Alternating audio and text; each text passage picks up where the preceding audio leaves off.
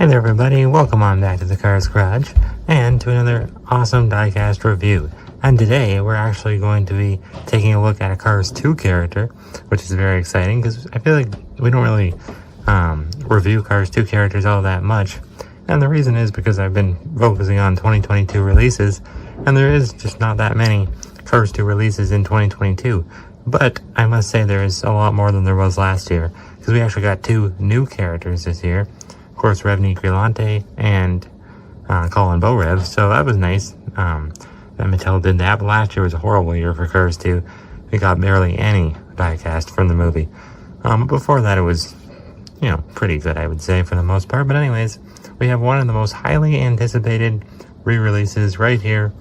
And unfortunately, it didn't stay like that for long, because of course today we're taking a look at Miles Axlerod, but this one's actually the variant with his microphone. But for some reason, whatever reason, Mattel decided not to label that he is Miles Axlerod with microphone. So I don't know why, but he very much is different expression, and he has the little microphone accessory as well.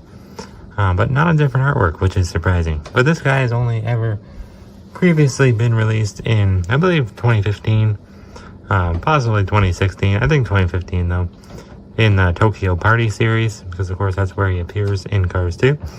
But the weird part about 2022, or about this guy getting released, is, well, the regular version of Miles Axlerod actually hasn't been released since 2012. That thing was only ever released in the beginning of Cars 2, and in a Movie Moments 2-pack, possibly in another form, but really as a single, only once. In 2011, I guess 2012 too, because, Cars 2 took up both of those years, in the diecast mainline. But anyways, his regular version, for being such a main character, it's really strange to me that he's never received another re-release. But this year, I think it more than made up for it, because we actually had not only this microphone version, which was nice to get a re-release of, but we actually also got a re-release of the regular Miles Axlerod. So very strange that Mattel decided to release both versions in 1 year, considering they haven't released the regular one in more than a decade almost. Very strange, but I'm very excited that they did. But like I said earlier, unfortunately it didn't stay too exciting for long for most people, because he ended up, I don't know, he just got so many releases in the beginning of the year. He kind of started to peg warm, and I guess his excitingness just kind of, if that's a word, I don't know. But basically, people's want for him kind of disappeared because, he was just released too much in the beginning of the year. But for me, I don't know why I never found him. So here I finally have him almost a year later, which is surprising. But at least we got around to finally finding him. Actually, I didn't find him. I got him as a Christmas present.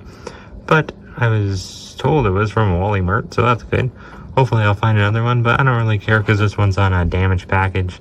And I don't have Miles Axlerod with microphone out of the package, like the old version of him, so we can't do a Thailand comparison, because of course he is a new Thailand-made variant. But anyways, of course the big ugly warning sticker has to be there. Anytime there's an accessory added on, they always add that, which is unfortunate. There's classic Miles Axlerod artwork, and it's slightly smaller than it is on the regular version, which is strange. Another reason, it's not like they just, they actually had to create an entirely new, plastic blister, because of course they're, that's the way they're doing it this year in 2022, and moving forward, instead of having, the big bubble blister, as I like to call it, with the name tag and everything. So they actually had to create an entirely new one. So I don't know why Mattel decided to release both versions, but anyways, I am glad they did, because I don't have this version. Hopefully I get the regular version eventually. But anyways, they did get it right. I'm very glad. So they usually screw up what movie they came in, but of course he is as seen in Cars 2. And on the back, we see pretty boring releases, to be honest. A lot of them are really just from any movie. They're just the townies. Of course, classic Mater, Fillmore, Sheriff, Luigi and Guido, and then the other 2 kind of nice inclusions of the year, at the beginning anyways, Miguel Camino and Shoot Todoroki.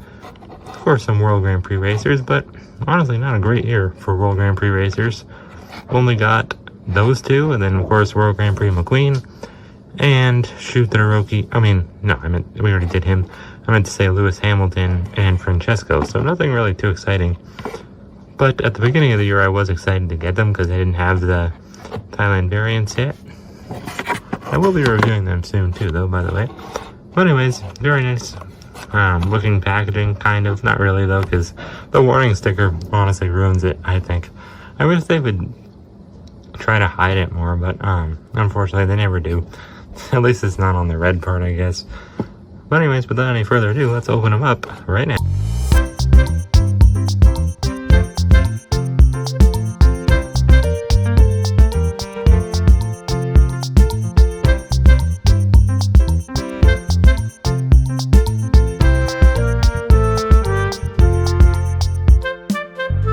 Miles Axlerod all opened up out of his plastic prison there, and he actually looks incredible. So much better than I thought he would from Thailand. They actually did a perfect job on him, and of course, it's always easier when the car doesn't have as many decals, because Thailand is known for making very blurry and grainy decals. But of course, the only real decal Miles has is the Axlerod logo on his front hood there. And it actually looks pretty clear, I must say. Good job there, Thailand. But anyways, of course, the biggest change, I think, from the China to Thailand Miles Axlerods are 100%, it has to be the solar panels. They look incredible. So it's just like, it's such a deep blue. For the old one, well, I'll show you right now. It just doesn't look half as nice as this new one here. But we will compare them a little more later. I just want to talk about who Miles is in the movie, who his character is. Of course, he is the main antagonist in the Cars 2. I think he's a pretty good villain, but, you know, he's no Scar or anything like that from The Lion King. He's not a perfect villain, but he, you know, he's more of a secret villain. You don't know he's a villain until the very end of the movie.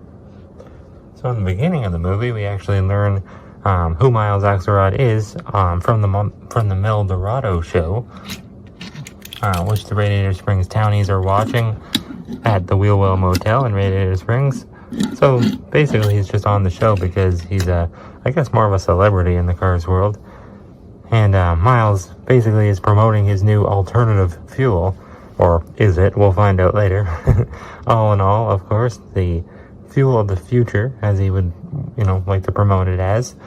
Because of course he's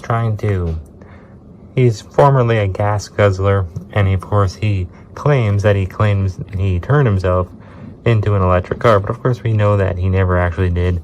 It was just a scheme to try to, well, basically he used to own an oil reserve, like a whole oil company, I guess, and he's made millions and billions of dollars off it, so obviously he's a very rich car, and, you know, he made Allinol, basically, and he made the World Grand Prix. Of course, he teamed up with the Lemons and Professor Z. It's a very confusing story. I'm trying to explain it in good detail. But anyways, he, of course, teamed up with Professor Z and all of his Lemon henchmen, and basically to destroy the World Grand Prix and to make alternative fuel look bad so that everyone will go back to using gasoline.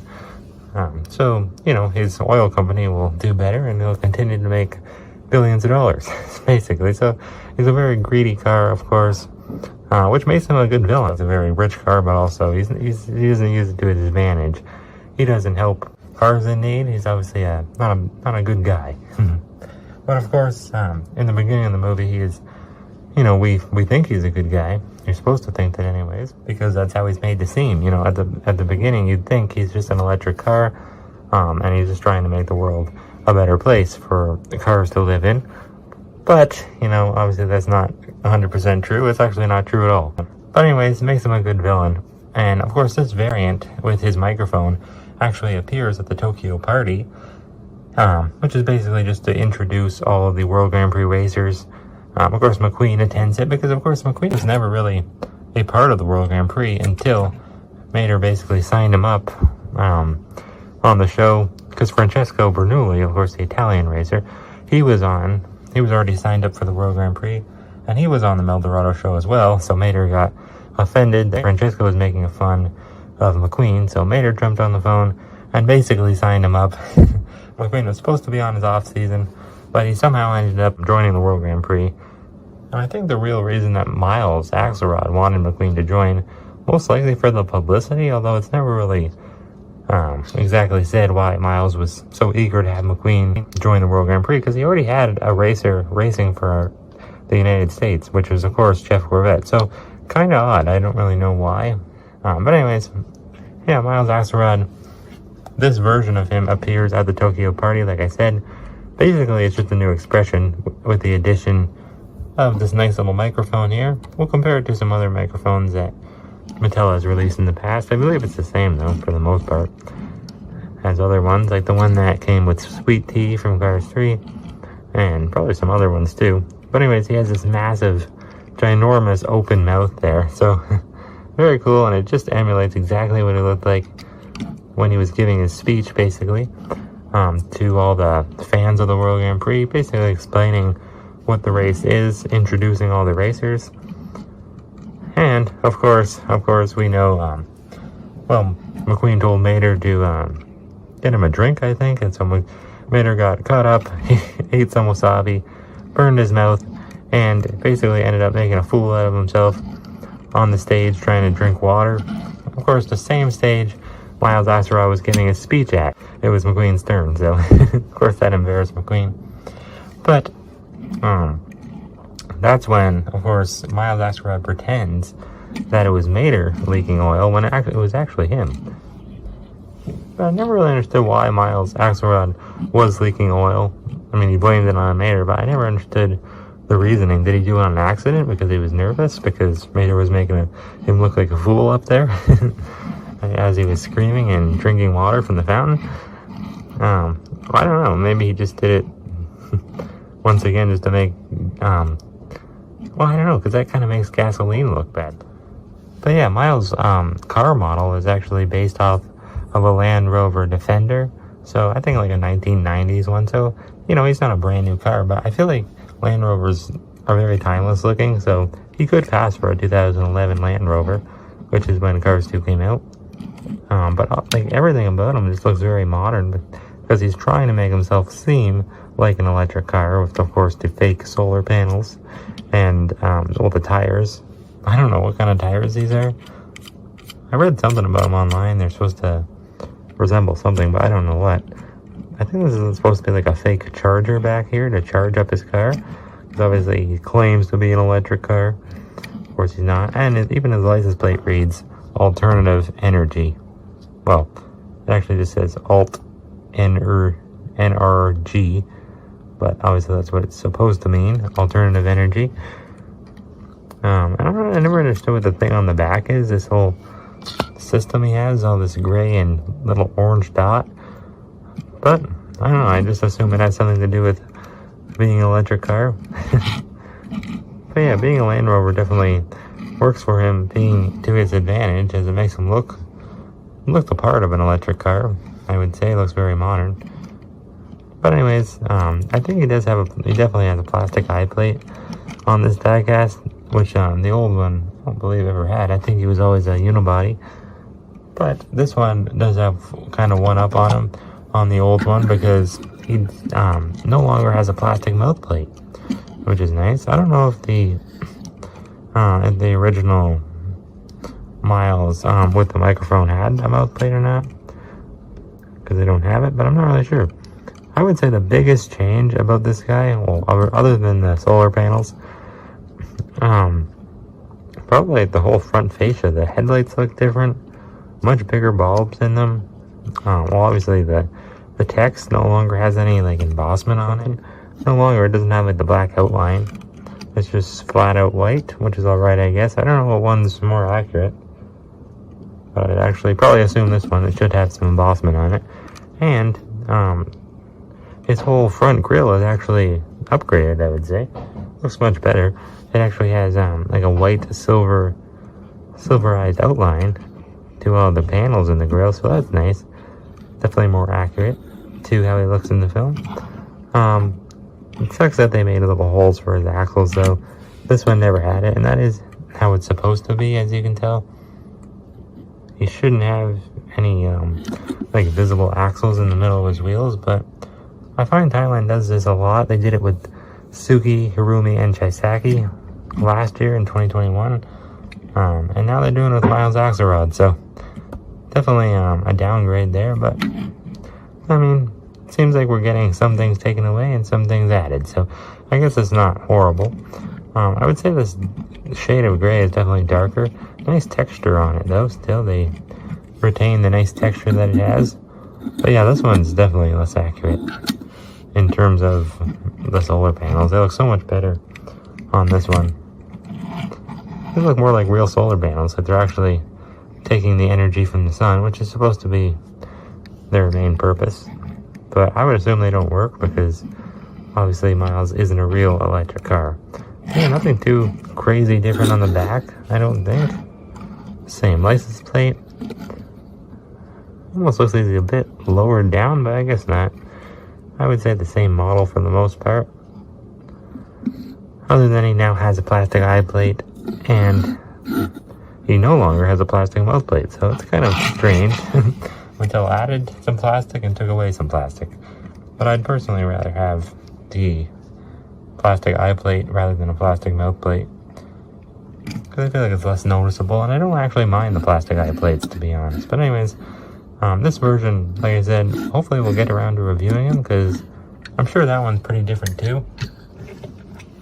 Also, here is the wild Miles Axlerod I was talking about earlier. Let's get the regular one off to the side there.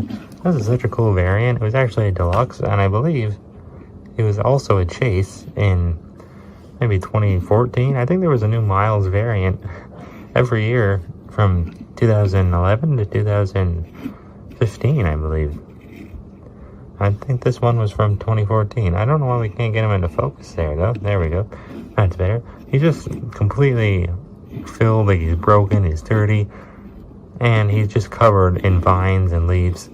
Because, of course, on the Meldorado show, there was a small little scene, because basically on the show that they're watching at the Wheelwell Motel, yeah, he's just basically trying to promote his alternative fuel. Basically that he can survive in the jungle with it, if he's using it, so I guess that's one way of promoting your fuel, I guess. But there's actually a canceled version. Oh, we got a piece of doggo floof right there. But yeah, there is a canceled version of Miles called Outback Miles Axlerod, and I believe that was supposed to be released in 2016, I think, but it was canceled, unfortunately. It even has bananas. How'd those get in there? I guess that proves cars do eat real food, which doesn't really make a whole lot of sense, but we'll ignore that.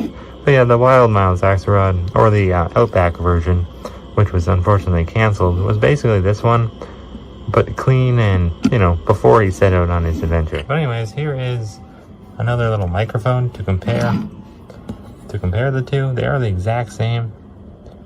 This one's from Sweet Tea. Actually, this one, Miles might be a little more silverized, I can't tell. Might be a little, but pretty much they are the same shape and in mold and everything. That was from Sweet Tea. But with that, I don't think I have much else to say about Miles Axlerod. Of course, in the end of the movie, he does go to jail.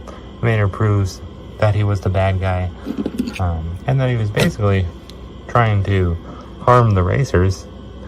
I guess he is a pretty bad guy. He didn't care about the World Grand Prix racers at all, and he was willing to actually kill the World Grand Prix racers just to basically promote his oil company, which is pretty sad there, Miles. Money isn't everything there, buddy. But anyways, I guess it was to Miles.